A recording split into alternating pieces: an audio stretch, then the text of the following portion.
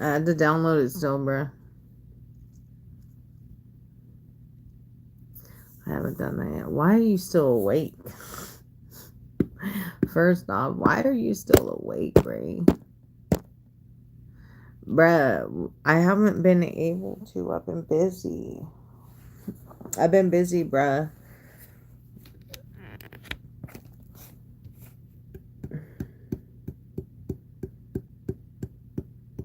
Yeah, but don't you gotta work or something? You gotta go to work or something. What are you even doing?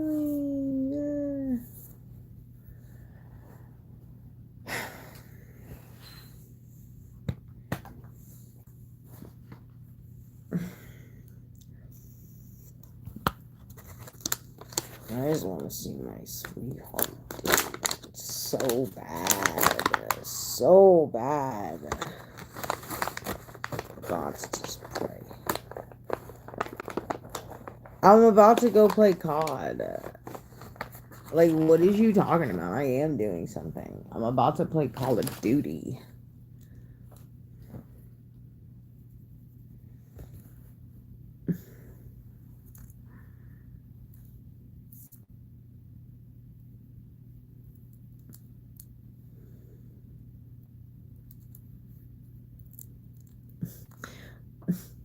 Ray, come play COD. Come play COD, Ray. Come to the dark side. Maybe you'll see Gilmore on there. He still plays. He's just not on my friends list.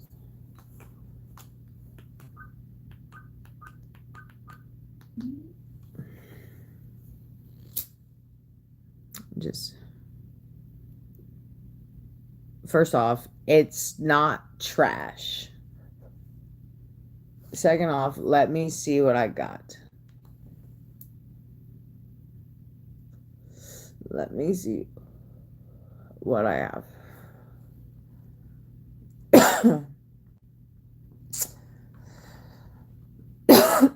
Game library, my collection. Division 2. The Division. Where is the Division 2?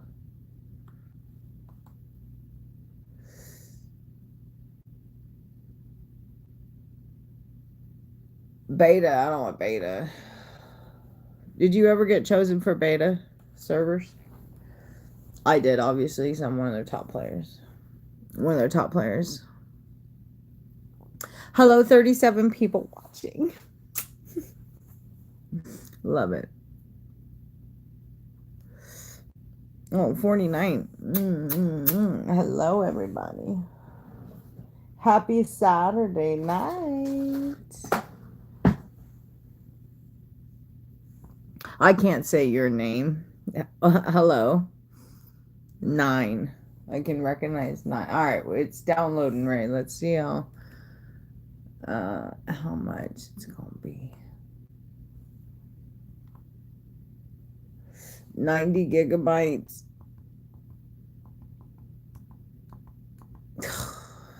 Ray, this is stupid.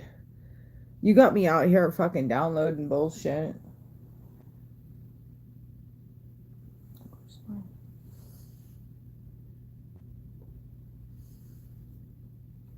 What did I even do with it?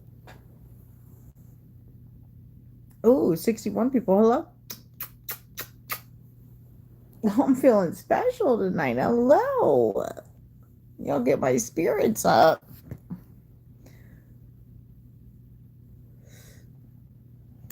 I didn't make you get it in the first place. Ray, why are you telling these people a lie? I didn't force you to get it, per se. I said you're my friend and you should get it so you can play with me. Oh, 75 people. Hello. Hello, everybody. Don't be afraid to come talk to me. I don't bite.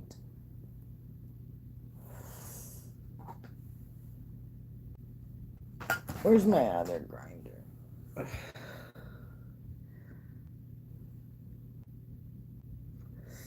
marijuana.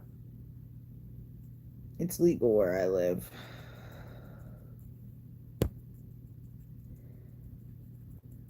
What the fuck is this COD bullshit on? Ray, I didn't make you get the game.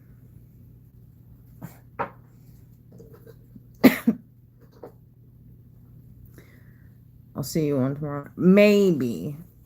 I might be busy tomorrow night. I might not be around my PlayStation tomorrow night.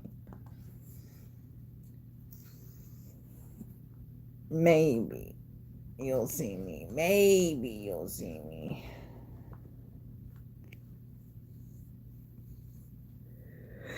Hi, South Gambler. How are you doing tonight?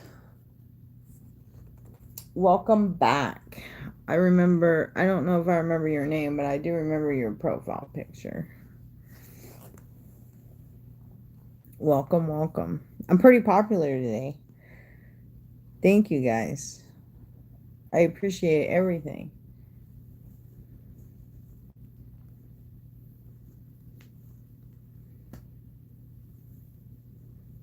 All my links and stuff are in my description for my socials and such. So,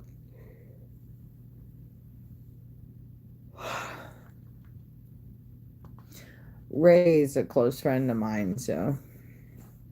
You still here, Ray Mac?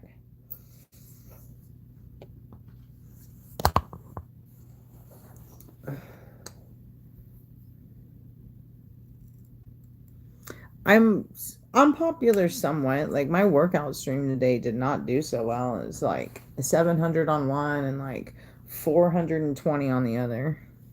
So I'm not that popular.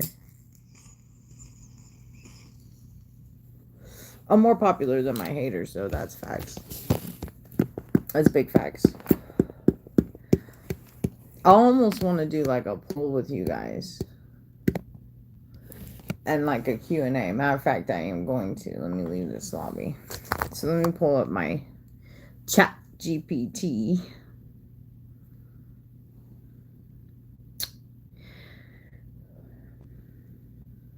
Okay, let's see.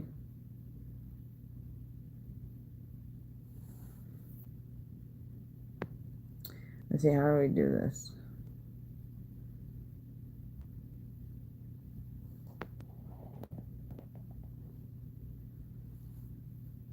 How do we add it in?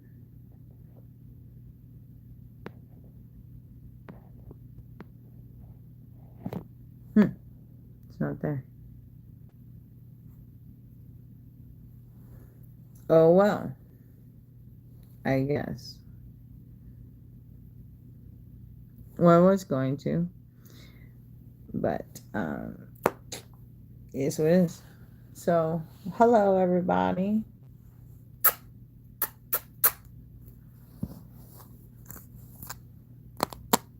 Can't sleep. Come talk to me.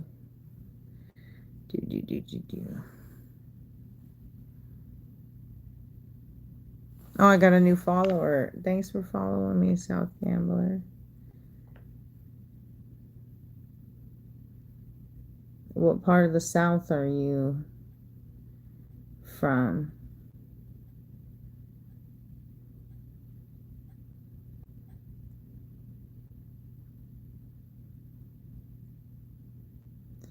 I'll follow you back. I don't ever follow people back. So feel special. I never follow people back. I'm rude like that.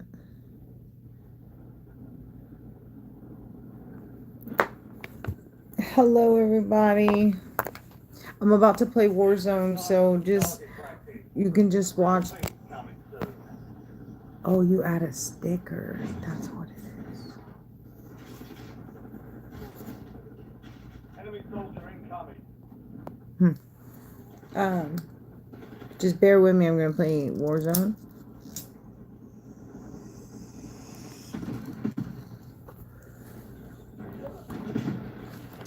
Okay. It means I gotta pay attention to the screen, but I will also pay attention to my other screen as well. So don't worry. I got a lot of people watching me. Hello, everybody. Hello. I could do this shoulder or I could do this. It's a one shoulder shirt. I can do either shoulder. I don't. Oh, I guess I could be doing this shoulder because my clover. It's right here. I do have a tattoo. This feels a little weird on this shoulder.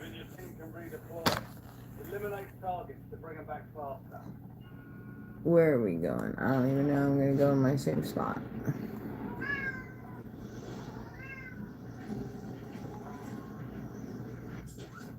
If you want to talk to me, you just have to subscribe. I do a workout almost every day. Maybe take a day off, but not usually do I do that. I need to, I just don't. There's a lot of stuff I don't do that I should do.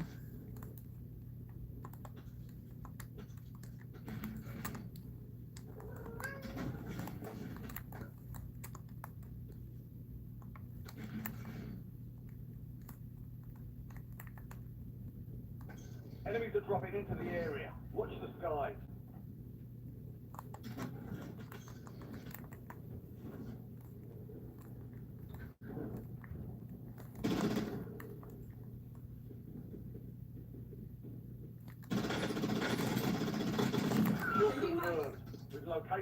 Hello, everybody. Hello, hello. No, I'm gonna go lay down. Don't be afraid to come talk to me. Your squad mate is redeployed. Well done.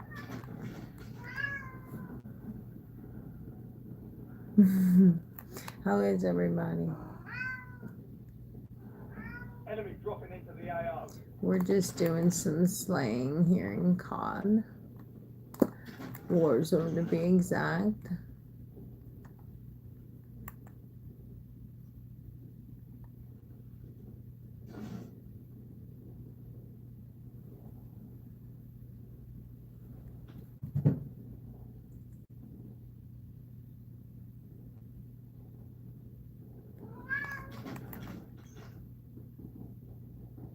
I know there's someone around, I just don't know where.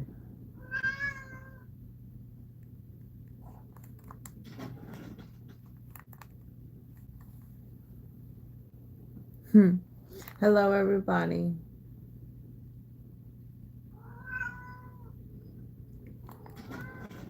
How is everybody?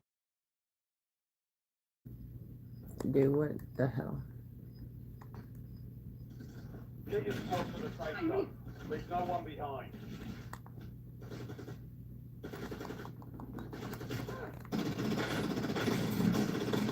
Target down. Marking the rest of them. Reloading.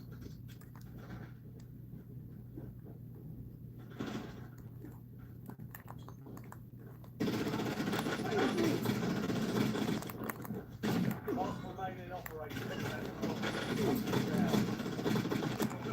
Enemy destroyed. Use your tac map to hunt down the rest of them. Light this. Little all up. Good kill. Marking the rest of that squad with your tac map. Get hunted. Oh, I don't even know how I survived that, but okay. I will fucking take it. Marking the rest of them.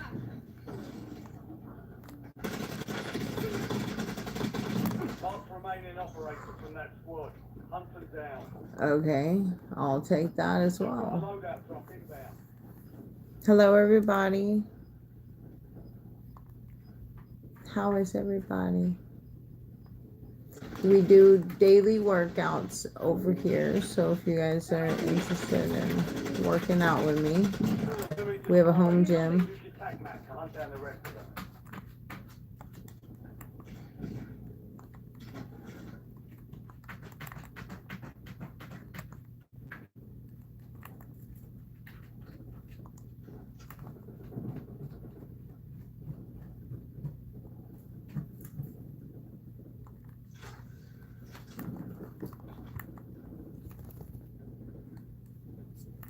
Hello, everybody. UAV available for tasking. Deploying score streak.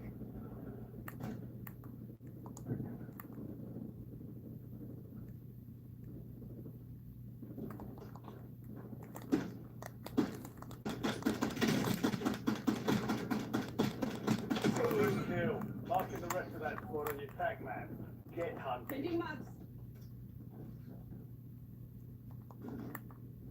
No fuel, no fuel. UAV RCB.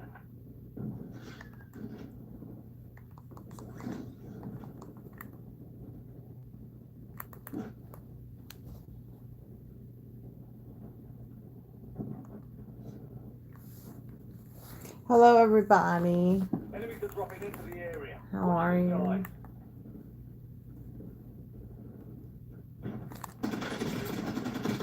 Kill Loading the confirmed. map. We've located the rest of them.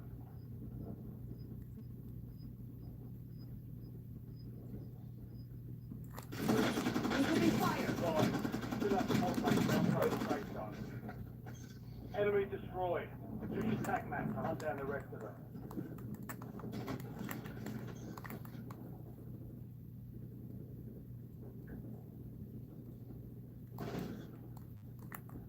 Hello, everybody. Kill confirmed. We've located the Reloading. rest of them.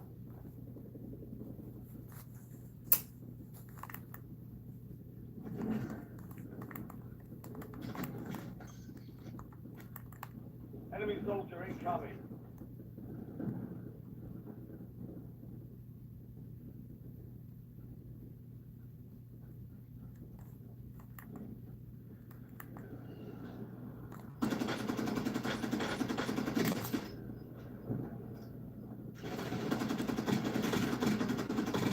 Mark remaining operators from that squad. Loading your map. Hunt them down. I need. Good kill. Marking the rest of that squad on your tag map. Get hunted.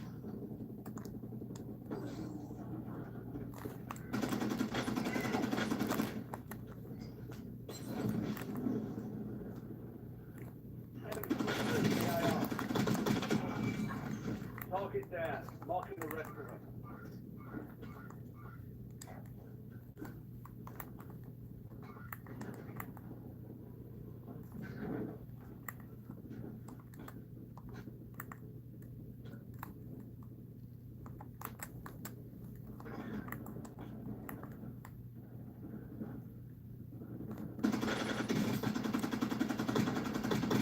Mark remaining operators from that squad. Hunt them down. Get ready. Resurgence window is about to close. Hello, everybody.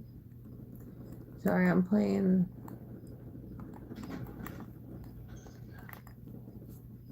You've made it to the top 10. Playing Warzone. We've got 10 squads active in the field.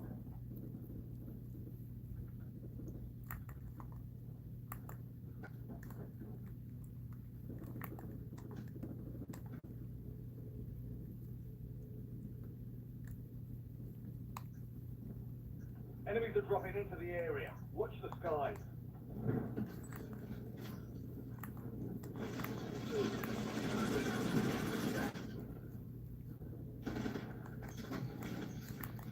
Reloading.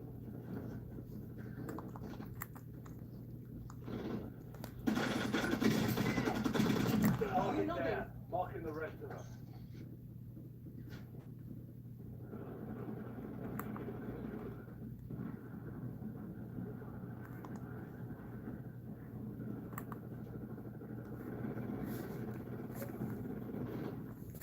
Hello.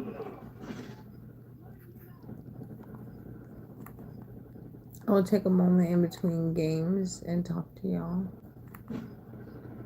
Just give me a moment, please, if that's okay. The end game.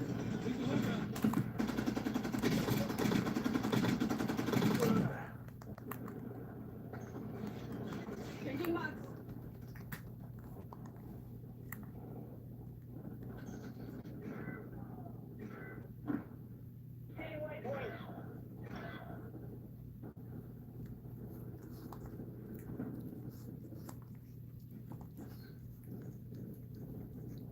Buy station marked, ready to redeploy. 4 remaining. Buy me back. I'm ready. 5 squads still Almost operational at me. in the AO. Your squad's in the safe zone. Gas is closing in.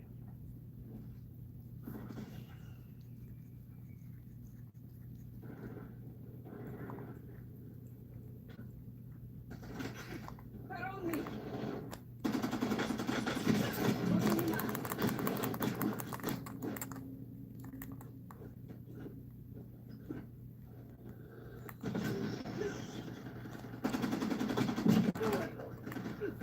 You're in the top 3. Don't let up now. 3 squads left in the war zone. Stay alert.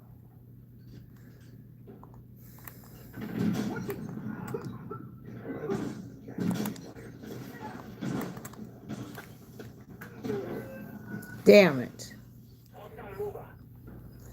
I was doing good too. I have the most kills for my team. Double what my team has.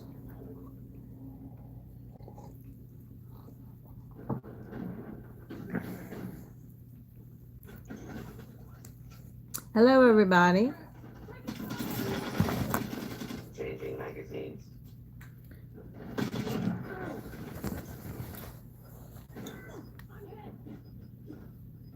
Buy me back. I'm ready. Buy station here, get me back Losing in. ground. Moving.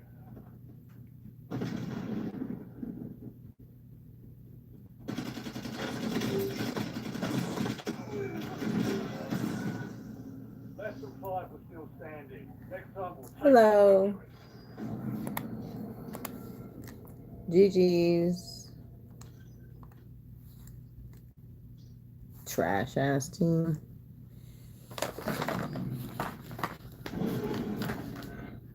GG's my ass.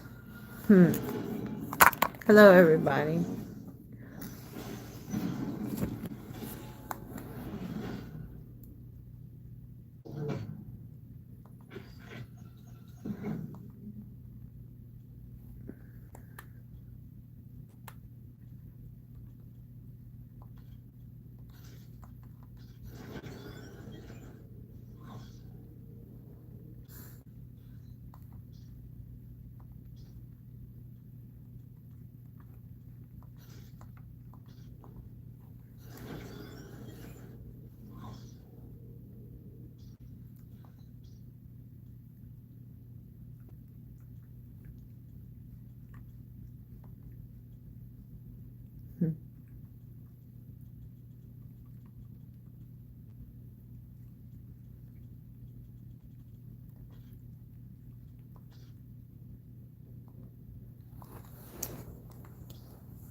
Hello, all of you. How are you guys doing today?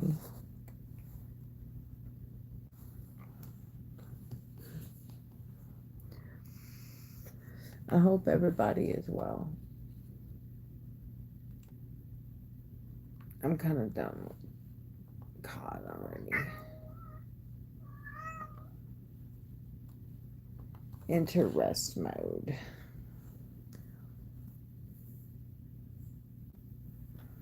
It's just a shirt and some blue pants. That's all it is.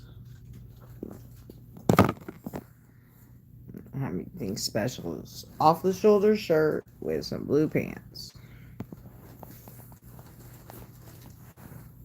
Nothing special. Well, I wish you luck with that.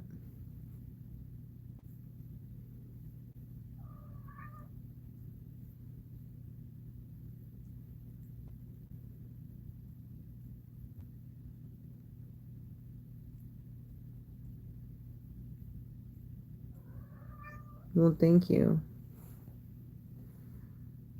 You're a special person as well.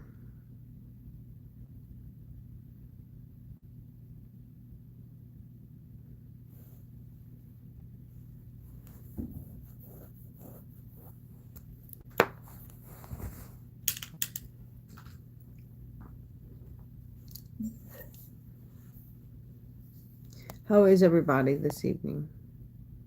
this morning, whatever time it is for people. Well, thank you, Simon. I appreciate that.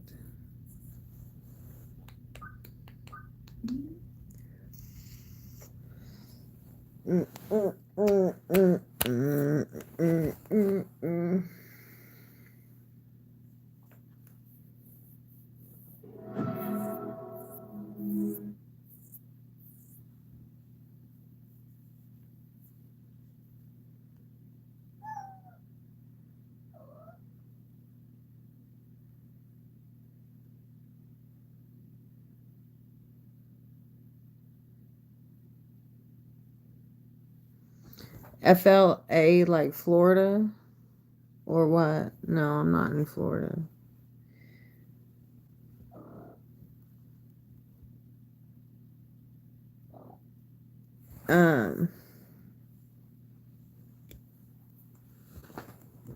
Like, what do you want to know? Just ask me questions.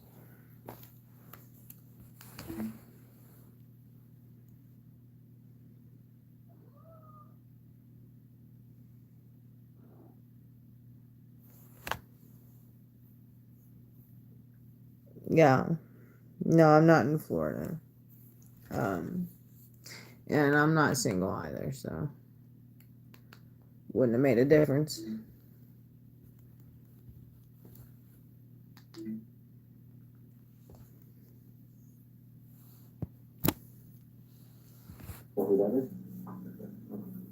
Not single. I'm 38. I'm not gonna tell you where I live. And hobbies, I like working out. That's top. Reading my Bible. Praying. Photography. Nature.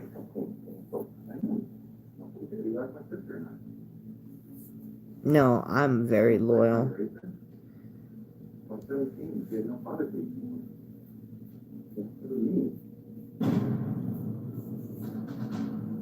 He very flatly stated This man means a lot to me. him and his mom and his sister and ran off with another man. He means a lot He to knew me. this story was not And true. But Michael knows he the just truth, does. and he's about to tell.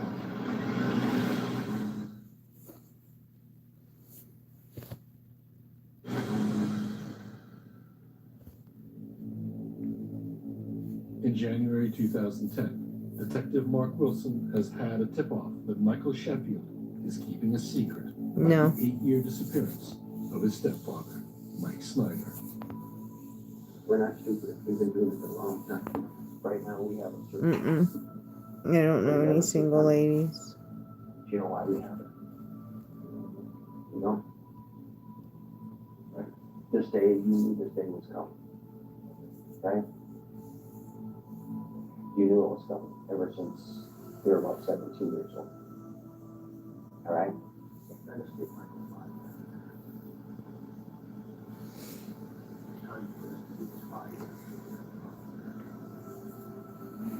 Finally broke down, basically started crying. I think he had a lot of emotions stored up in him over all these years.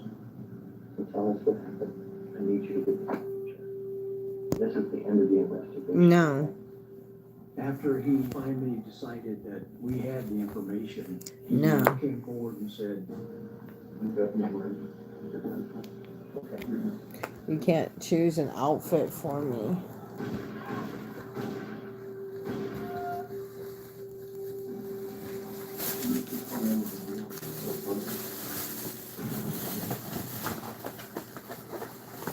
What part of I'm not single do you not understand?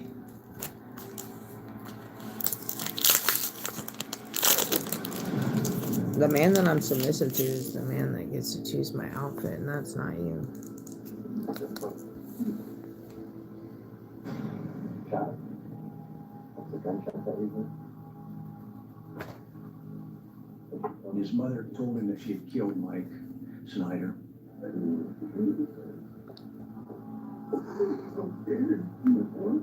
That was a tough position for 17-year-old.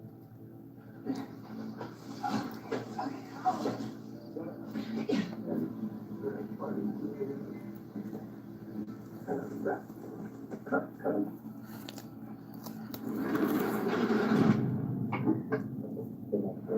You have to bite hard on me.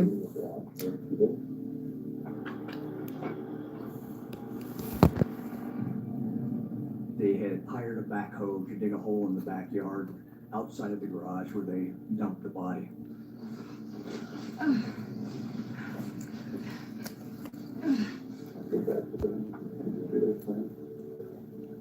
And that goes a long way, right? Because No, With Michael Sheffield. I only have like 3 friends. A search team begins to excavate the yard at the sniper's former home. I'm getting ready for work. And as soon as I turn on the TV, 23-year-old Mike Snyder vanished from his northeast Albuquerque neighborhood. Police got a search warrant. They are digging for a body. I was like, oh my God, they're actually trying to exhume his body, and it's an active crime scene out at his home. I was mortified. They dig for 3 days and nothing. But on the 4th day, 8 feet beneath the concrete floor of what is now a 6-car garage, they find a waterproof tarp. You want to know, but at the same time, you don't want 3 it close to friends. be what you think is about to happen. Inside, My are best the friend of remains 20 years. of Mike Snyder. Pretty much my sister. Her husband. It was mortifying to actually see my brother's body pulled out of the hole with just trash bags. And my and special thrown guy. underneath.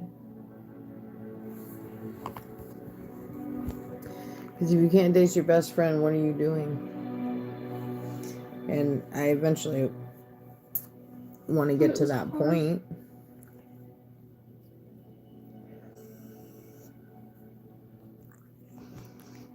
It was hard. He didn't deserve that. I can't even imagine what his last few minutes of life were like. The terror, the pain, Yeah. the confusion.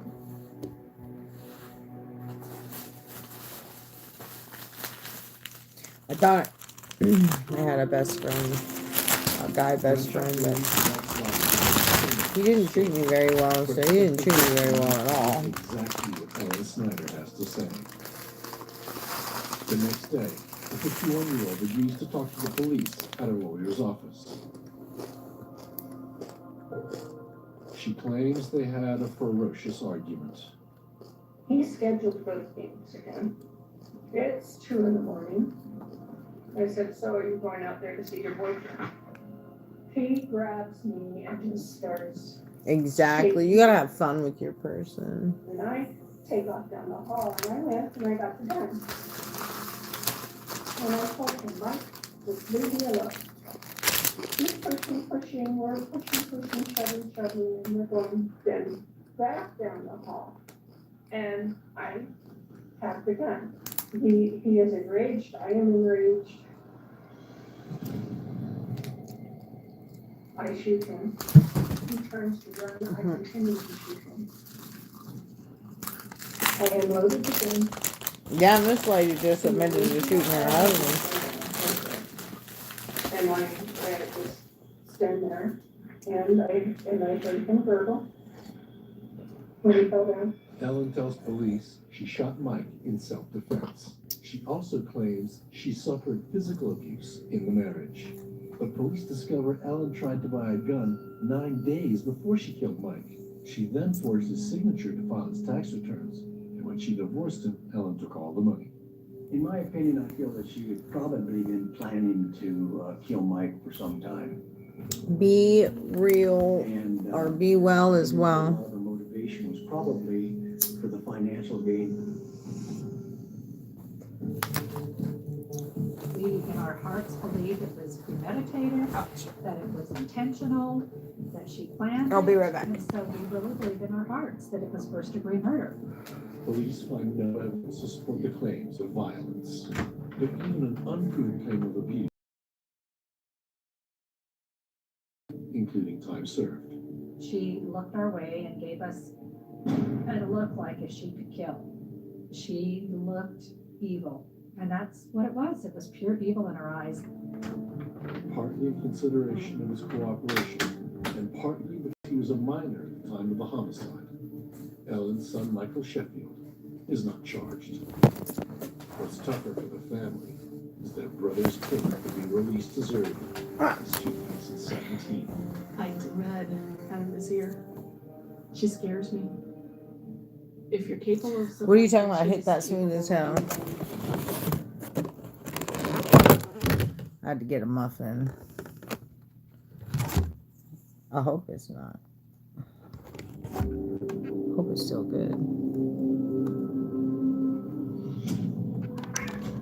Hello and welcome to Open Forum.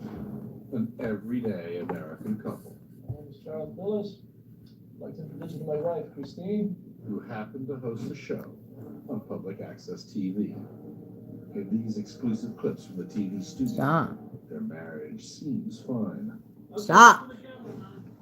But behind the scenes Oh, yeah. lurks a dark secret. You'd see a few cracks surface here and there. Stop, Omni. That will Fuck. lead to a shocking death.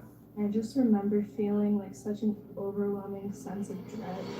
Nothing is what it seems. That was a sign to me that maybe there was something more going on. It's not still good, guys. Really It's moldy. Somewhere in these light-hearted amateur broadcasts is an Sure, my American nieces don't eat that.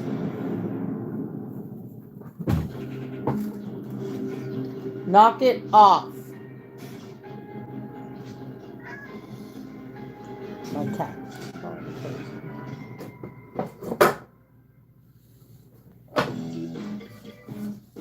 Welcome to Northern Vermont, circa 2009. You're watching public access television station NEK TV. Show, Steve Dodge. This is your host, Steve Merrill. I'm your co-host. Thank you, Charlie Billis. We'd like to say this is our second episode. We hope you saw the first one, because if you didn't, we'll come into your house and I'm going to chain you. Basically, it's kind of a general purpose news show for stuff from Vermont topics, national topics, and international topics that doesn't seem to make the news or the network news, and so we cover it here, and that's why it's called It's News to Us.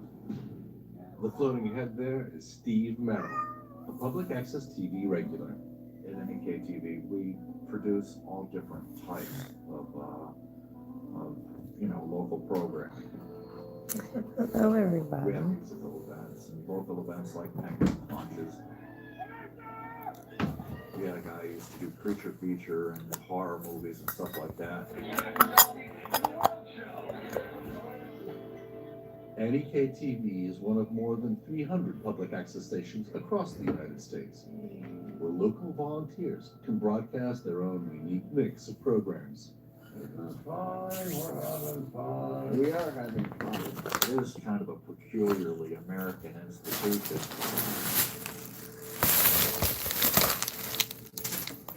One second, NEK TV guys. tapes their shows at a small studio here in Newport, Vermont. Oh, and here we are back to Vermont. Welcome home. Yeah, welcome home to Vermont. These rare broadcast clips feature the station's latest offering. It's news to us. The pirate-hatted Steve Merrill is your host. We try and find the most outrageously stupid-looking hats and headgear, so that when people are going through the channels, they'd say, "What on earth is this?" Next to Steve is his trusty sidekick, 57-year-old Charlie Billis. Well, I've noticed some of the effects. If you look at the monitor out there, right? Yeah, You probably can tell it. it's made me see right through you. I got a hand on me that way. Let me out of here. Let me out of here. Perched in front of a green screen glowing with psychedelic images, the two serve up a uniquely local perspective on the news. I always wondered about that with like bisexuals. What do? I mean, you wake up in the morning and flip a coin. How would that work? What should I tell you? Give me my interpretation of it? Well, that's right, you're a trifecta, women and finance, right? Absolutely, that's why I always wear boots. Yeah, Charlie was always on his toes. When you first meet him, you know, all it takes is a few sentences. You know that person's like on the same wavelength. We just crack each other up. That's by stoning. That'd take a lot of weed. I know some people be fooled. It was a lot of fun. Behind the camera, watching every wisecrack, is Charlie's wife, 42-year-old Chrissy Billis. Ben has been arrested in northern Greece for allegedly growing marijuana in the median strip of the country's main highway. Hey! With my nose. All intelligent others. It's not a big one. It's growing right there in front of you. It's only about 6 feet high. Well, You know, listen close here. You're driving a cruiser. back the seats up to it, boys. They're gonna have us a hold down. Chrissy also provides the in-studio laugh track. Charlie's wife, Chrissy, was his producer, his editor. Chrissy pretty much ran everything. And Charlie was the on-camera personality. All right, man in second bed. Everyone seems to be having fun, but you shouldn't always believe what you see on TV. But that's it for this week's episode of It's News to Us. And remember, when the news breaks, we fix it. This will be their final episode of It's News to Us. And cut. Thank God that's over. At least we didn't completely beat it up. No. Within minutes of taping this show, one of these cheerful TV makers will be dead. No. Drive safe. Not doing a belly button. See you tomorrow. This is my fit check. I don't have anything for you. I'm looking for something specific, and I don't have anything for you right now. 30-minute trip You have food in your bowl. Steve has a 20-minute journey to North Troy. It was beautiful out, especially up here in northern New England. In September, it can be really nice.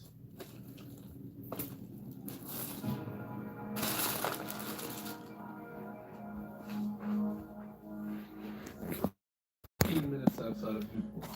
Anne and Ray Helmick finishing the day outside farmhouse. Sitting down for supper, and all of a sudden, bang. Sounded like dynamite.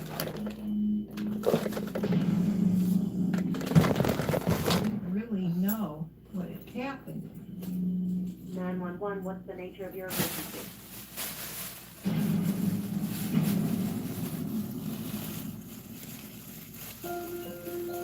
Get down.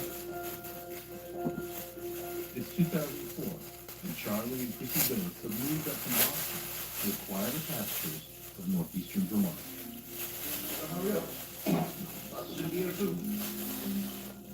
Where they live with daughter Catherine and Chrissy's daughter from previous marriage, Karina.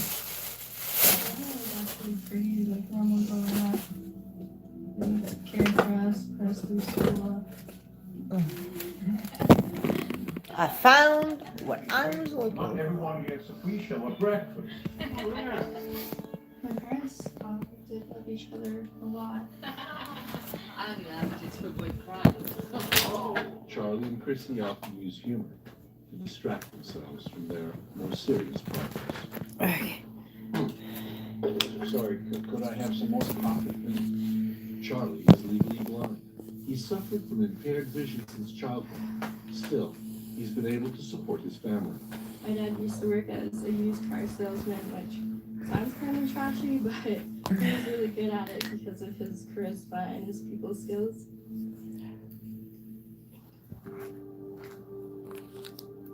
The home is Chrissy's domain, and she's the glue that holds this family together.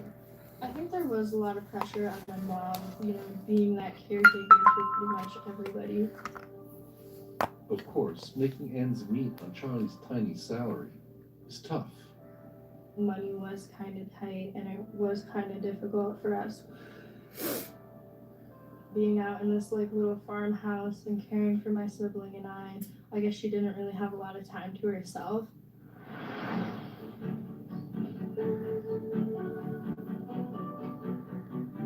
Just 6 6 months after moving here, Charlie discovers a new passion, making television down at the public access TV station, NEK-TV.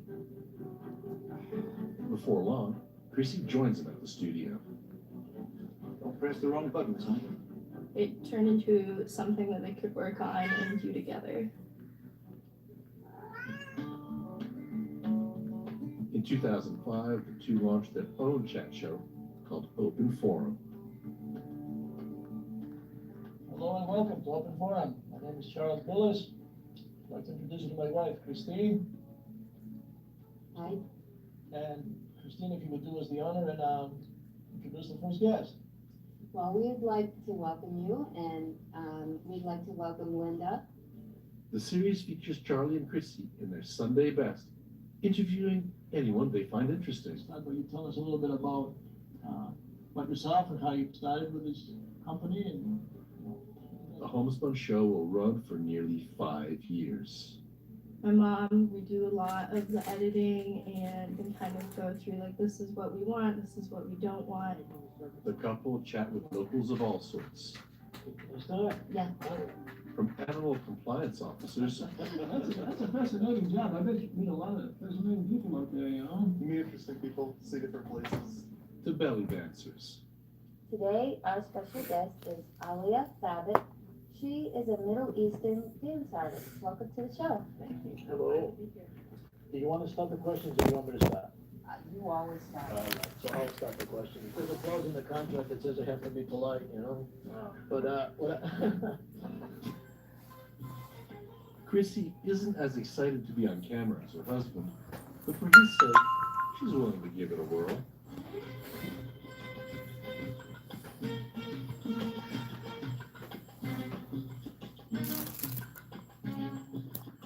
Thank you for the loves. I think my mom had a lot of fun, especially since she was kind of cooped up in this house a lot.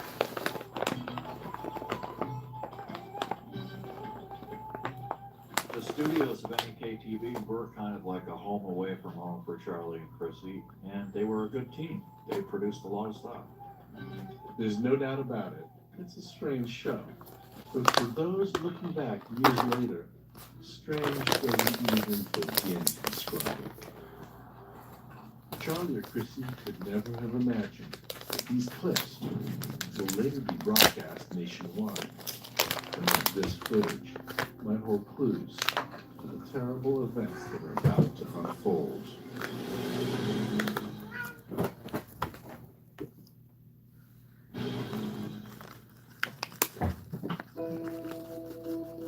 Hello, and welcome to Open Forum. This is your host, Charlie Billis. I'm Chrissy Billis. In upstate Vermont, Charlie and Chrissy Billis are producing their own oddball talk show on the local public access station, NEK-TV. Just an opinion, do you? My dad's decision to start a talk show, I think, really stemmed from, you know, his intellectual side and his people skills. That's what you learn how to do. It was like watching a high wire, actually. You know, the guy was good at what he did. We can talk about big developments. I mean, you can take hours and hours. I see on screensavers, you know, the things that are going on. It's amazing. Working on a TV show takes a lot of communication, and I think that was really good in helping them come together. My computer at home is so slow. I go to the library. It's like, yay. It may be just an unpaid gig at a public access station, but Charlie has big ambitions in TV. He would have loved to go from public access to, you know, like mainstream television. Chrissy is more realistic. I feel like for her it was more of a hobby. In front of the camera, the two share an easy chemistry. When they get home, it's a different story. Chrissy is starting to resent how much time Charlie's spending at the station, needing her to run the household and raise the girls. She had to do a lot of work. I could see how that would be overwhelming. She needs Charlie to get out there and make some real money. Hey, honey. Hey. But Charlie has other Thank you, ideas. Mom. I've been thinking. Welcome. I'm gonna be focusing all my energy on the TV business. Charlie decides not to look for a job in Vermont, so their only income will be his disability checks. We haven't even discussed this. You have responsibility to this family. But what is there to discuss? Stop. Barely getting by. You know, money's always tight, but I've never heard them complain about it or anything. Charlie barely notices. His one-time hobby has become a mere obsession. Well, there you go, folks. Give it up to Charlie to mess it up one more time. 4 days a week, he starts taking open form out of the studio and onto the road.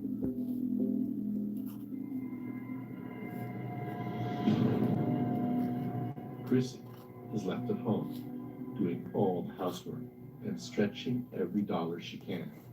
My mom was sort of overwhelmed with how much time my dad was dedicating towards, his show Open Forum. Money was tight, so that was always kind of like a stressor.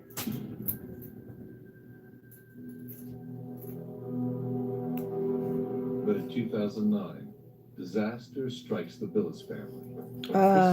Not quite making paper now. She has ovarian cancer, has had to undergo a full hysterectomy. Hey, I remember stop. being really overwhelmed with everything. Omni. She's our mom, and it was really scary to think that we could lose her to something like that.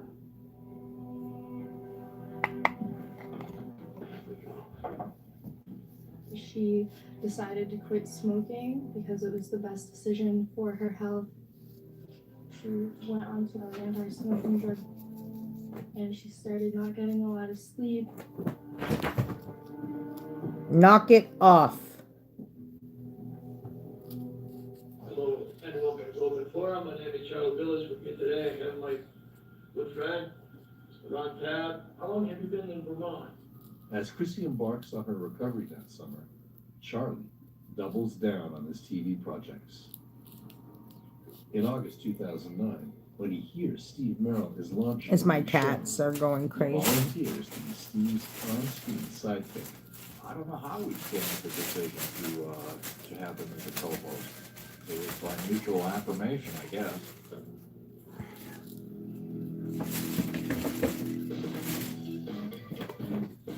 In September, Steve and Charlie present their new show to the people of Vermont.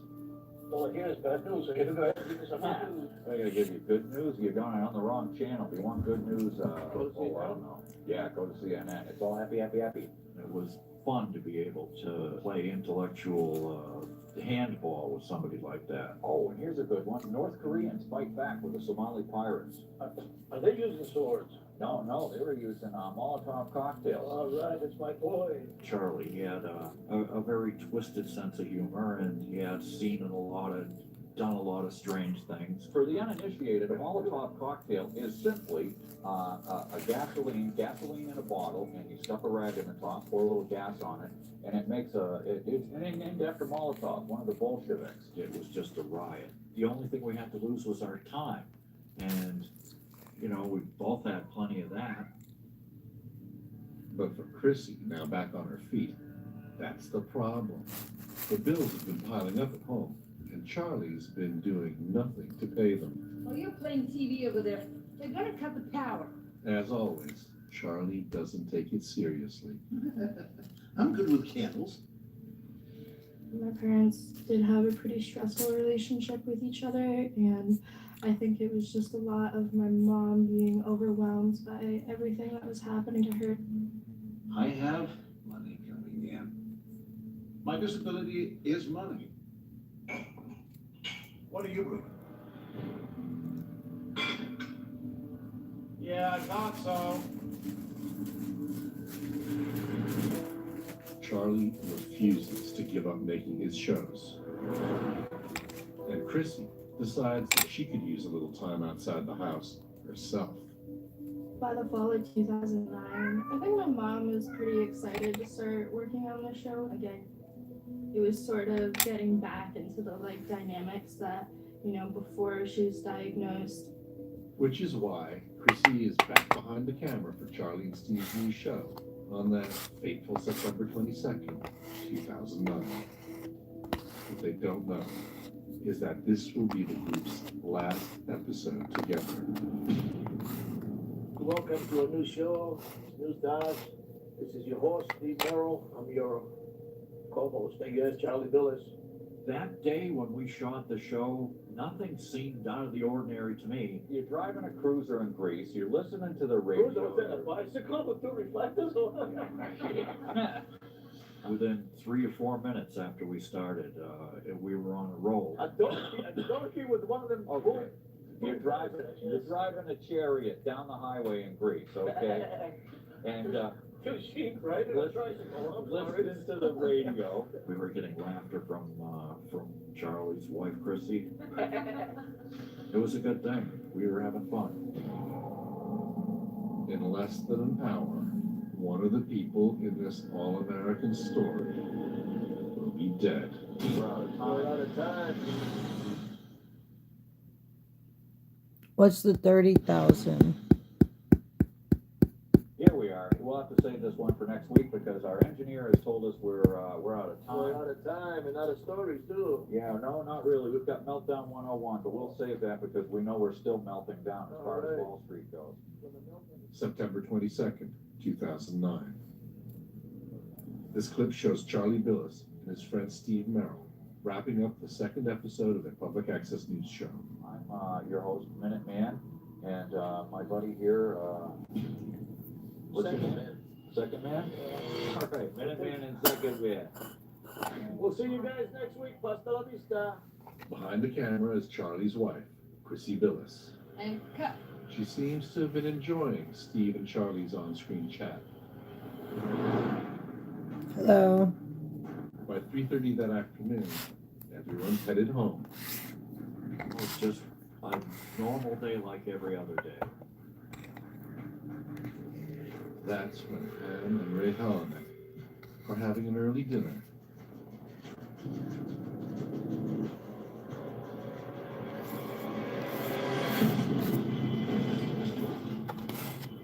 And hear that terrible crash in front of their house. 911, what's the nature of your emergency? By the time Ray reaches the car, others from passing vehicles are dragging someone out. There was all kinds of commotion. People were all around. It's Chrissy and Charlie Billis, who has been in a horrific accident. We lived here since 1971, and we've never seen anything like that before. Chrissy seems okay, but Charlie wasn't wearing his seatbelt. His legs are crushed. Emergency responders are eventually able to free him, and they rush Hello, him Mon. to the ER.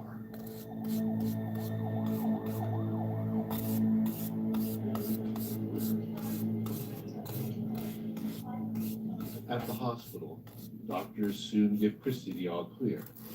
But as the hours pass with no word, the family is worried about Charlie. It's just like all this feeling of dread that I had just been building up all day was like a tip of the roller coaster. I'm so sorry. Your husband has died. It was really overwhelming just to hear, like, oh, your dad didn't make it. And it was like, so, probably the biggest heartbreak of my life, I'd have to say, for sure. My dad and I had actually gotten in a fight the day before, so I didn't have the choice. I don't know what that means. You keep doing that. I don't fucking know what that means. The fun-loving Joker, seen in the NEK TV videos, will be much missed. It's just like the United States. Our business is death, and business, job one is death, and business is good. Ah. Who brought this? The Undertaker. Yeah, yeah.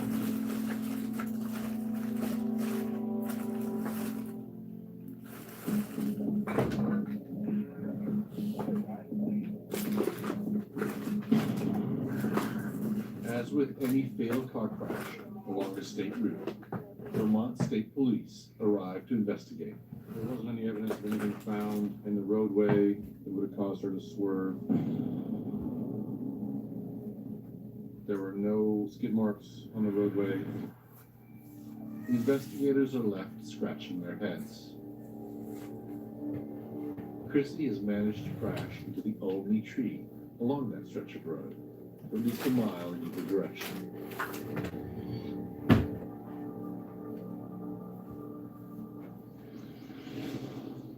The next day, Chrissy is released back home into the care of her daughters.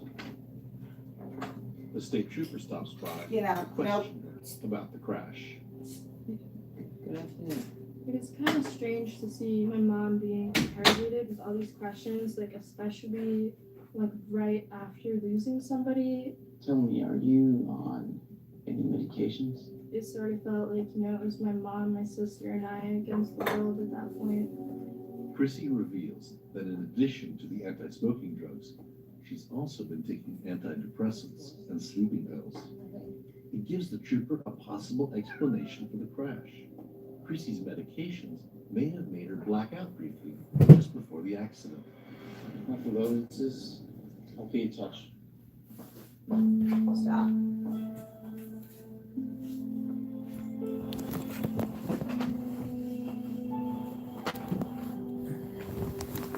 Within days of Charlie's death, family and friends gathered to pay their respects.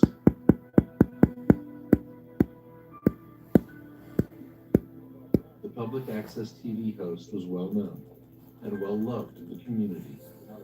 It would take 5 years for the ticks to be up here, you know? Well, hopefully I won't be around for you. I miss him terribly. It was a lot of fun. He was a great guy, very smart.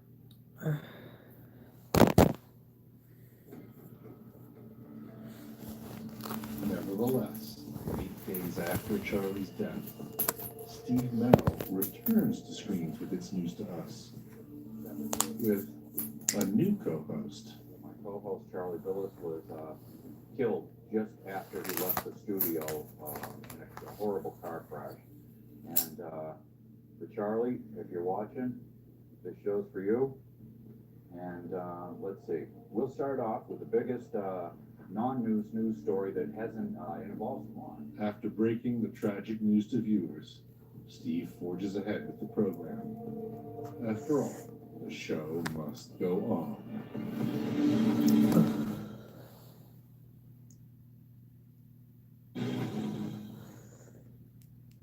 Very much for being wrong, huh? Yeah. You see what the stuff does today? Now I can't think of it. Thank you for being with us. Yeah. Very interesting. He was dancing over there, you couldn't see him. It's been just 4 weeks since the death of Vermont Public Access Television host Charlie Billis. His wife Chrissy was behind the wheel when their car crashed into a tree. But she survived. That's a really big loss to just face out of nowhere. And it was really hard for her too, to lose the person that she loved, you know? We all loved him. And,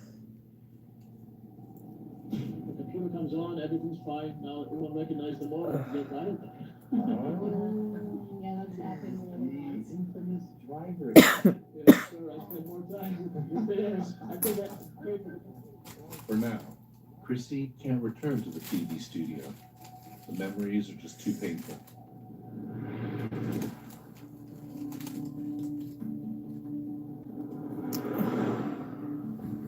What's up, That same everybody? fall of 2009, Steve Come Merrill talk to me. visits the state police. Steve. Steve shake the idea that there may have been more to Charlie's death than claimed in the car. So Steve noticed Ugh. at his good friend's funeral. I found that Chrissy's behavior at the funeral was just completely weird.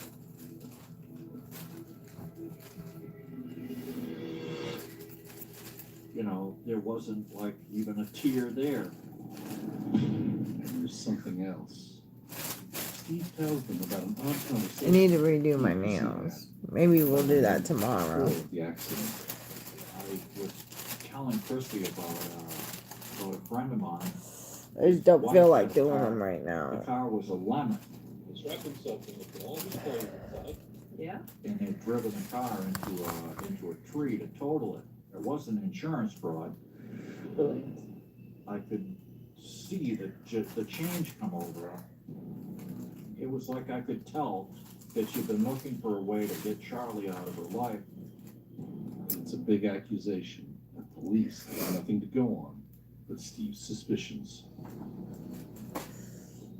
After someone broke in and stole electronics. It's been 10 months since Charlie Billis made his last appearance on NEK-TV.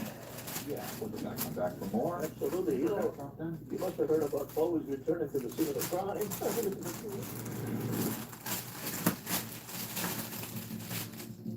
Chrissy decides it's time to stop grieving and look to her future. After all, she's still only 43 years old, so she tiptoes into the world of online dating. My mom is someone who wants to care for other people, and I felt like maybe she was looking for that again. And before long, she finds an interesting match that will quickly change her life. His name is Kevin Leland, and he's just moved to the Vermont area.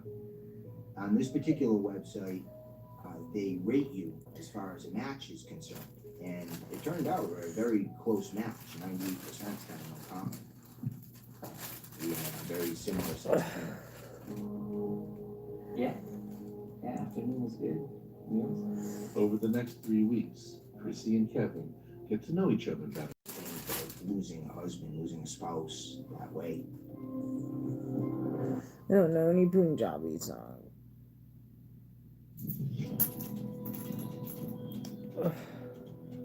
It's been 1 year since Charlie's death, and Kevin and Chrissy have decided to meet up for a walk out in the rolling farmlands. She wasn't in such an upbeat mood, and I asked her what was wrong, and she said the accident. Charlie's death is never far from Chrissy's mind. We had walked Oh. out Route 5. I don't know what the that same road means. as the accident occurred on. And we went right around the tree that she hit. And she was explaining the details of the accident. Charlie wasn't wearing a seatbelt. I felt kind of weird. And I wasn't going too fast, about 55. Before long, Chrissy is confiding in Kevin about her marriage to Charlie. Even though as much as I didn't want to hear the gory details, I want to know. Okay, he was abusive. To me. To the girls. I was devastated hearing this. My breath stopped. And she talked about feeling guilty about the accident, And I said, of course, you're going to feel guilty. It's natural. But it wasn't your fault. She was, no, you don't understand. No, I did it on purpose. I killed him on purpose. And wow. I was shocked. I did realize I just became a witness to a murder. I was tangled up with somebody that I'd really rather not be tangled up with. Why would Chrissy Billis, Charlie's wife of 17 years, crash the car on purpose? Kevin knows he should go straight to the Vermont State Police. But first, he decides I to don't try even know what to you're get talking further. about. I didn't expect to be believed just telling my story without any kind of backup evidence. I decided I was gonna put a digital recorder in my pocket, set up another meeting with her, and get her to confess.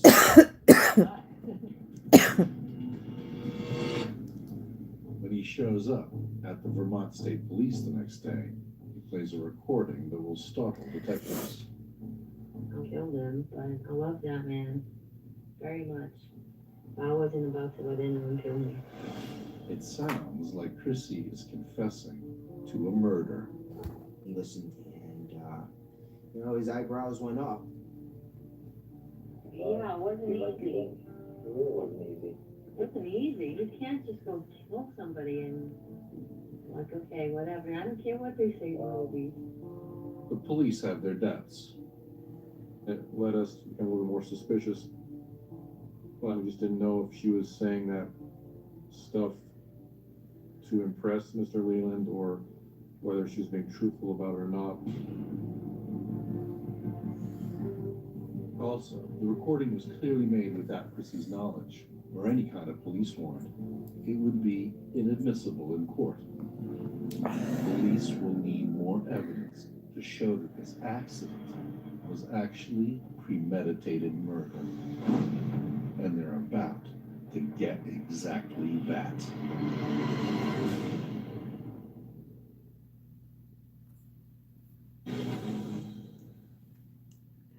Oh, and here's another good one for all you New Yorkers. An agent hitman once used in as enforcer by mob boss John Gotti has been sentenced to life in prison for 4 cold-blooded killings. Now, we're not supposed to analyze the newspaper. How is it cold-blooded? And, isn't every killing cold-blooded? As far as I know. Yeah. When Steve Merrill taped this show, he had no way of knowing his friend Charlie Billis would be dead in less than an hour. The apparent victim of a car accident. Looking back on it now, I believe I shook his hand and said, "You have a good one. We'll do this again next week," But 18 months later, his widow Chrissy seems to admit to her new boyfriend, Kevin Leland, the crash was intentional. I killed him, but I love that man very much. I wasn't about to let anyone kill me. Vermont State Police need to get solid proof as to what her intentions were. Detective Annis decides that the best way to do that is to go to the source. On April 25th, 2011, he pays Chrissy a visit and captures their whole discussion on tape. She was under the assumption that I was there to speak about the insurance claim. Chrissy has been trying to cash in on Charlie's $100,000 car insurance policy. It's a fair chunk of change for someone who's had to get by. Oh, so shit. little. Ow. And then they said, all we have to do is have the lawyer file the paperwork with the judge. And I was like, well, why? Because, I've had car claims before. Yeah. Never a judge involved with it.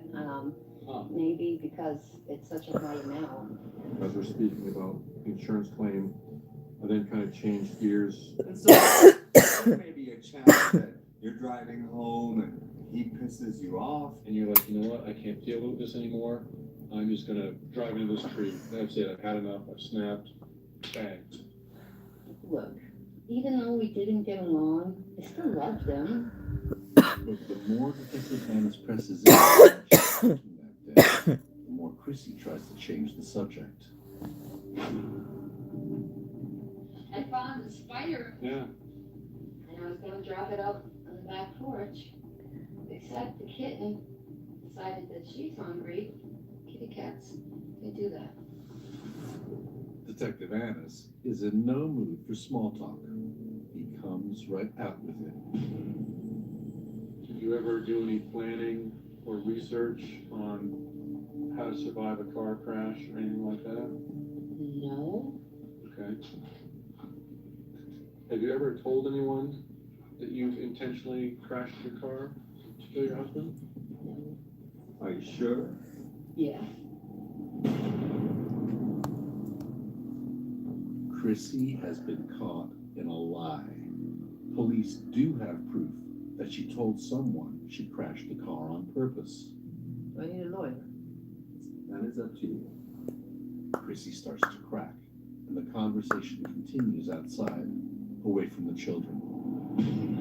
First, I need to know that I have visitation rights to the kids. Okay, promise me that? They just made a new thumbnail. You're jumping the gun a little bit, but I'm gonna assume that you're thinking that you're gonna be in jail or something, and Yeah. during that conversation, she basically confessed that she crashed the vehicle intentionally, which led to the death.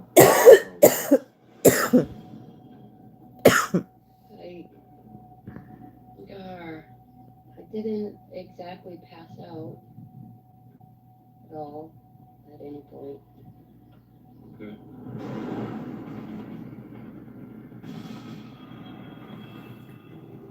Sure, honey, I told you before, okay? I'm getting the money from the government. We were driving home. Never gonna get a job. Get off my back, we're fine. He flipped out on me. It's not fine. What the hell are you doing? Just shut up. You're supposed to be quitting. Yeah? Well, it pisses you off. I cannot live with the smoke in the car. Look where you're driving, man. Yeah, just shut up. Well, we got to the farm, and I saw the tree, and I knew it wasn't gonna move when I hit it. And the crazy part is that was the most beautiful thing I've ever seen in my life. It was that tree coming at me. What are you doing? What are you doing?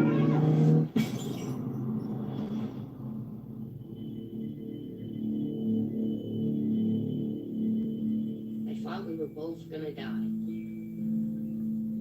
That was what I thought was gonna happen. Yeah. Yeah.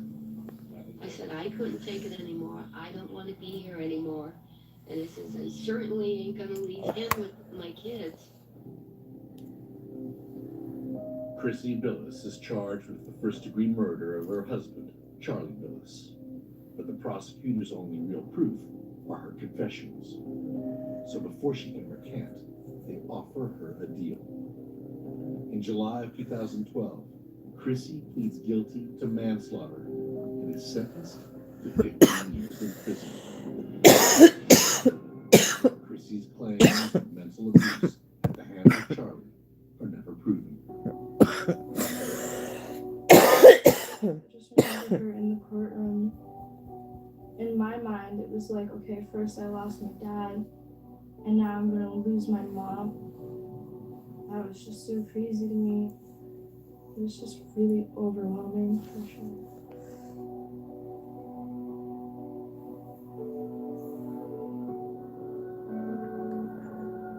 Steve Merrill is still making kooky public access shows over at NEK-TV studios. It's just incomprehensible to me, looking back on it now. That Yeah, new we're profile doing this picture now. show, and then not an hour later, he'd be dead. We're all gonna die, but you never think it's gonna be at the hand of your own spouse. And we're really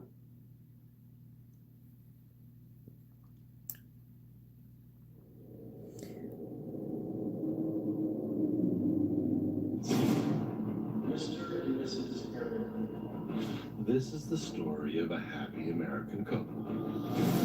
They're well off, and they've just had a baby. Love you. They were just a great team. They were a great couple. But every marriage has its secrets, some deadlier than others. There's never any red flag at all. Behind a facade of summer vacations, weddings, and family gatherings lurks a monster caught on video. Jeepers creepers. I just can't think of anything heinous.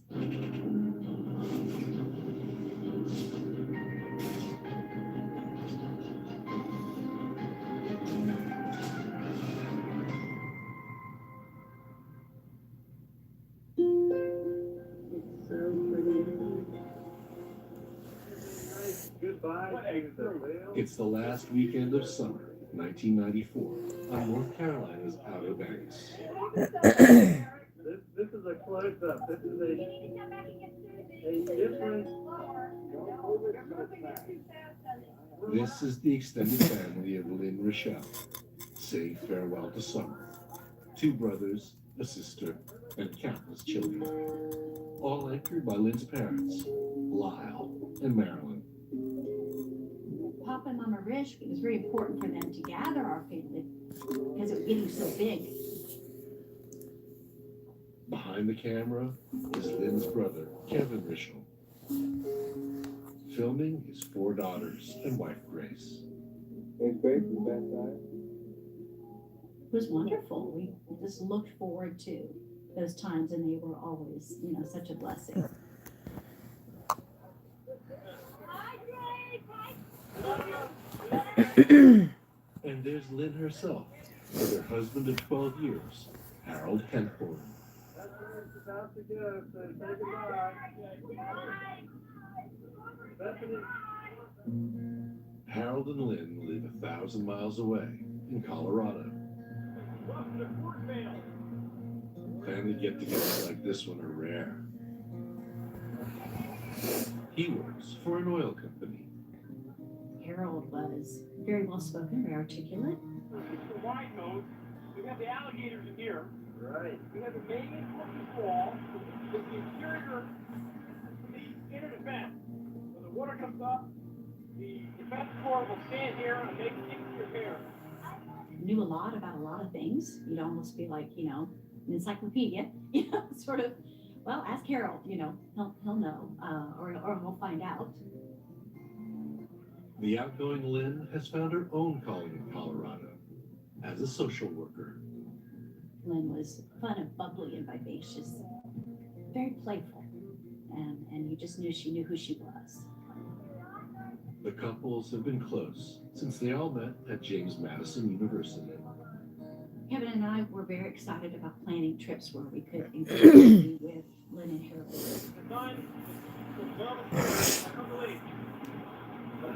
Got some allergies going on. I don't like it. Just a delight, an absolute delight to be there. Hello, everybody. We're just doing some new profile pictures and It's clear that after thumbnails 12 because I years took of some new marriage, pictures. Lynn and Harold are still And I look fiercely better in in love. them. She just looked like she absolutely adored this man. She bubbled over, you know, around him. And yet, there's something missing in their lives. Oh yeah, this is my new workout stream thumbnail. Summer 1994 has turned to Christmas. Although my abs don't And be once looking again, like that. Harold and Lynn come They east lying. to visit But the ever-growing Michelle yes. clan. It's taken from this picture right here. So many grandchildren coming each year, and Lynn and Harold would come back for those, and So. make the best audio ever. Here's the newest little Rochelle edition. But the children surrounding Lynn and Harold are never their own. Lynn wanted to be a mom so bad. I knew Harold wanted to be a dad. Oh, look at Uncle Harold in there. They were just so fun and playful with the kids, and my kids wanted to be on their laps. They wanted to come wrestle them. They wanted to jump on Uncle Harold, and it was a very easy bond. This one is to Reggie.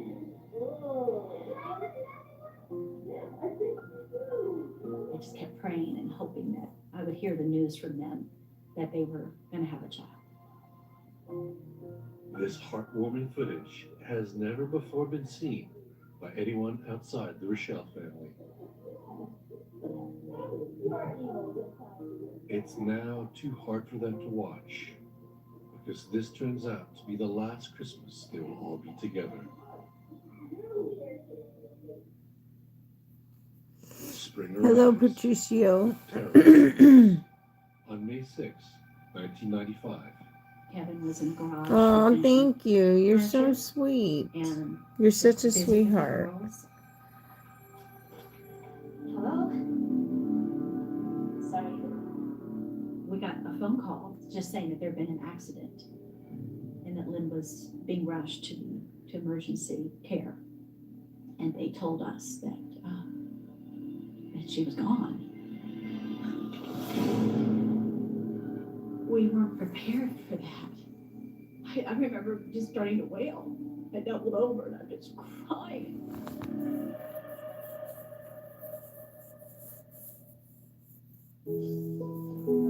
I'm good. I'm not quite tired yet. Tragic car accident. I mean, I will be probably soon. Crying, upset. We were missing Lynn. We didn't But understand. I'm really not right now. I have a lot on my mind, and I'm just working on some new thumbnails and I just remember profile how he was pictures broken for up my and channel. so sad that he couldn't say goodbye. We were heartbroken for her. terrible thing to happen to such a loving God. I said, come and be with our family anytime. How are you? I think I asked that. It's 7 months later, and this footage captures the Rochelle family at their first Christmas without Lynn. Widower Harold has taken up Grace's offer to join them, still trying to pick up the pieces of his broken life. Harold had brought some gifts that he told us that Lynn had picked out. No, you don't bother me. Ahead of time. And that was, You don't bother me. a little first about Lenny put down for you. Mom and Papa Rich were hanging in there. I might They actually were go so to happy bed, we were though. all together. But you subscribe, and I'll be live later for a workout. Harold had his arms around Mom and Papa Rich as they opened up this gift from Lynn. I just, I am feeling kind of tired now. But I mean, I can stay. I won't end my live right this second because I don't know yet. To help them see that life is going to be. Sometimes I do, sometimes I don't.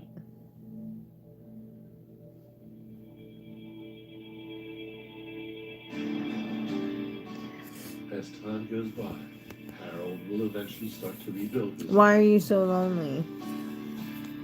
I'm just really high, to be 5 honest. years later, Christmas Day 2000 in Mississippi. And Harold has met someone new through a Christian dating site. Her name is Dr. Tony Bertollet. You like that? Hearing. She's a successful eye surgeon and businesswoman in her hometown of Jackson.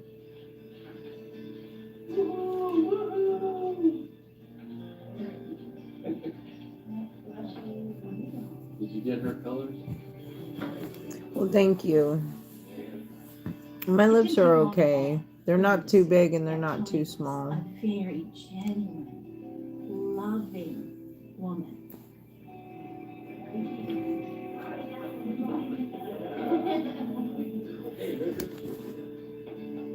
We began to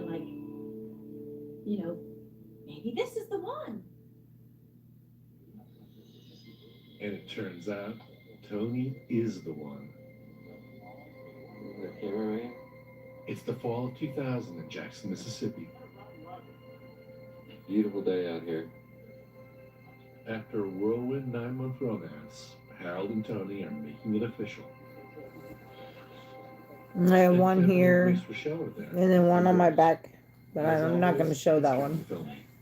And there's the groom. What about you? Very quick. But again, I'm just like, this is awesome.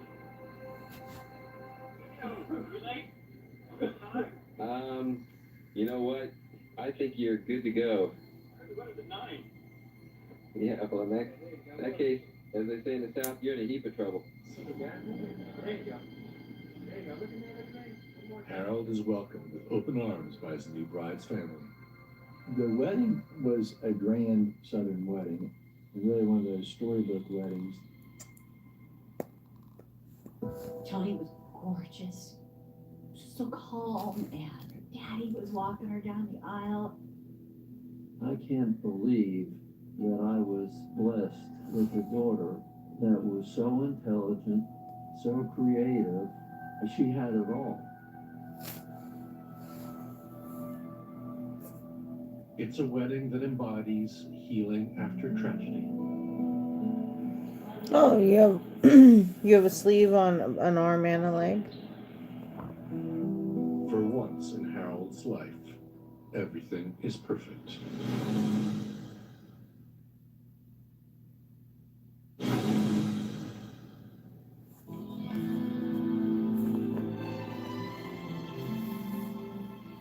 It's been 4 years since Harold Hepburn lost his first wife to a tragic accident.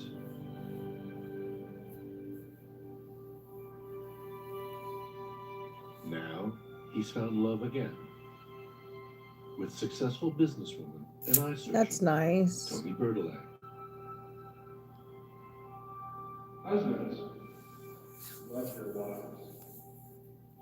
He who loves his wife loves himself. We were excited for her that she found that piece of her life that she needed to fill in to make her life complete.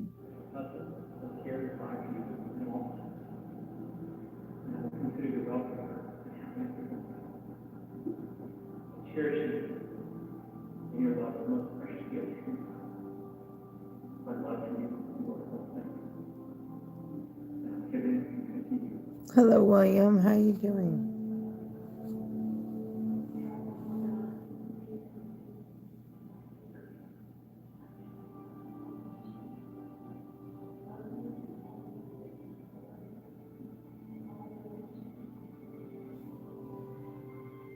I count on the first introduction, Mr. and Mrs. Harold.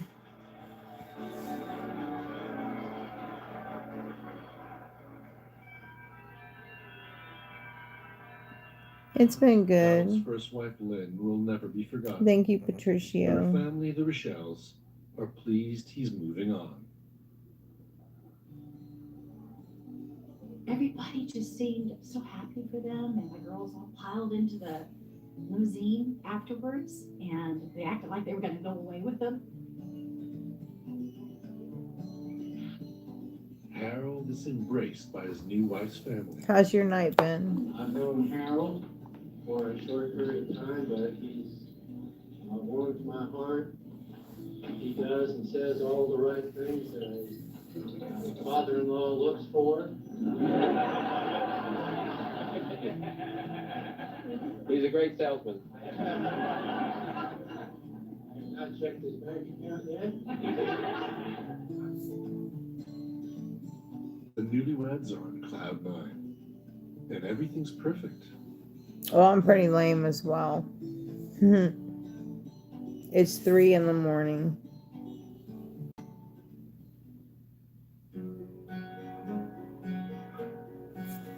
Mom, look at this. This is gorgeous. I'll tell you the story, too. Dear friend of Harold, long before he ever even got married to Tony, came to this house and said, Harold needed to buy it.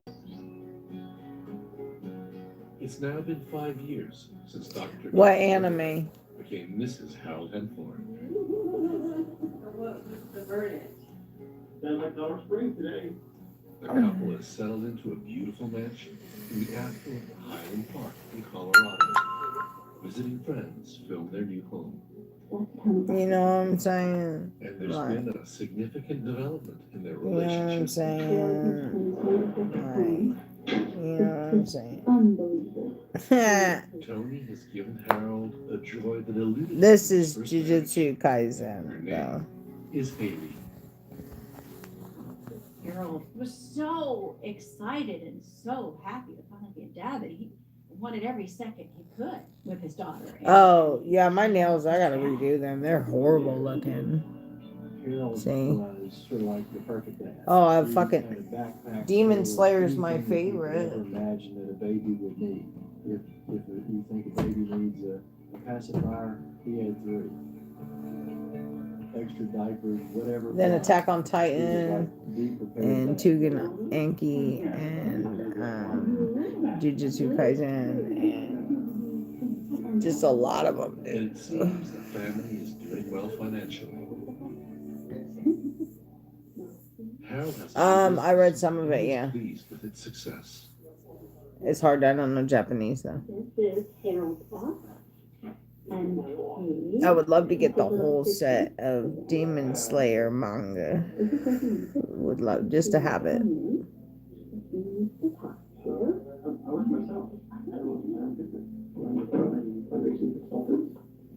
Work with nonprofits, both in churches, schools, or hospitals. And they say their plans is for capital campaigns, construction, and development.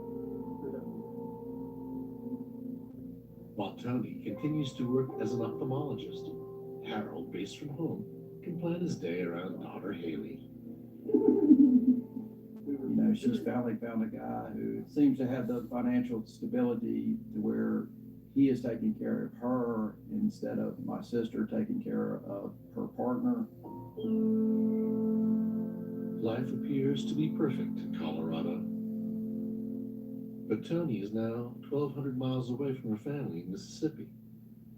It would be roughly about twice a year that we would. You mean you have the whole Demon Slayer set manga or Attack on Titan? Tony and Harold do go back to Or the did you hometown guys for that? family gatherings.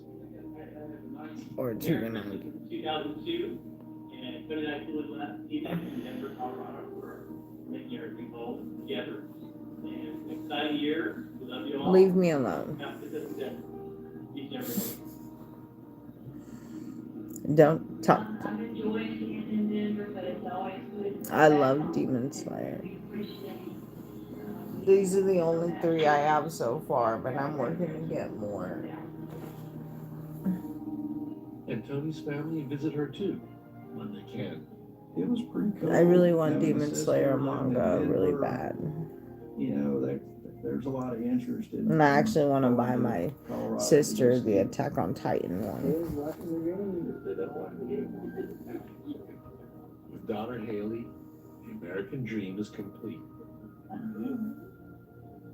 They even have a cabin in the mountains, which friends often come to visit.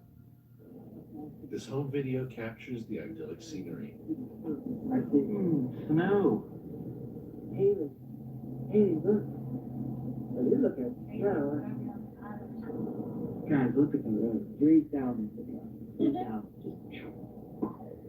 You'd be toast. But the brothers worry that the distance between the families is growing. My mother and my sister used to talk every single day. So it goes from 2-3 times a day, to maybe 4 or 5 times a year. You guys walked the park? You went to Rocky Mountain National Park for your first time? Wow. To Adams Falls? Is that cool? You didn't walk them, you were carried. And when they do visit, the picture-perfect marriage seems to be beginning to crack. They seem. Yeah, I can get it for like 150. Never saw them hold hands. The whole set, 1 through 23, volumes 1 through 23. But new babies and sleepless nights can put even the most perfect marriage under strain. These videos certainly seem to capture good times.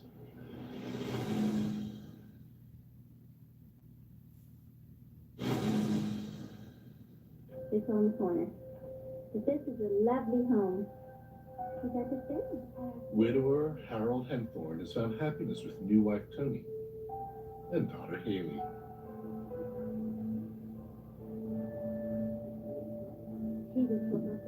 It's now 2007.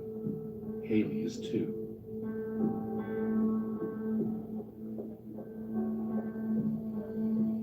The Henthornes look happy as can be.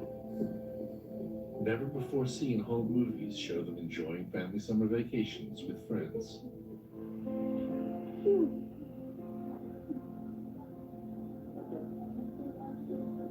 Any suggestion of trouble in this marriage is belied by these scenes.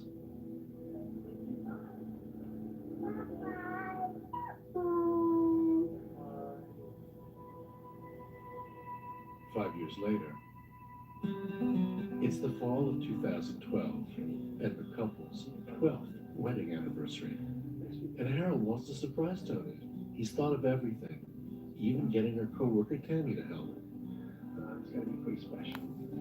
This is exciting. Any woman would like to have a romantic rendezvous with off your feet and taken away. So why do you need you to just block out all appointments next Friday afternoon? I kind of dummied up her schedule, put in fake patients on her schedule so it looked like she could leave at about 3 o'clock in the afternoon. After dropping Haley off with friends, Harold hides in Tony's office while Tammy films his surprise. Oh, I love anime and gaming.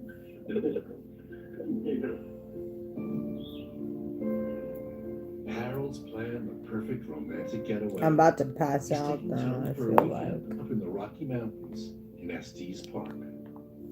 Warzone made me. I text her and said, happy anniversary, congratulations, I hope you have a great trip. Happy anniversary! Carol had told me that they went for a hike and then they had I a work picnic, out as well. and then So, after the picnic, you they were subscribed. walking down the I'll be trail. back live when I wake up for a wake and bake, and then I'll be back live again later whenever I do my workout. It's usually how my schedule goes. She looked around. Tony? But thank you, everybody. She was not there. He could not find her on the trail. And then he said he went off trail just a short distance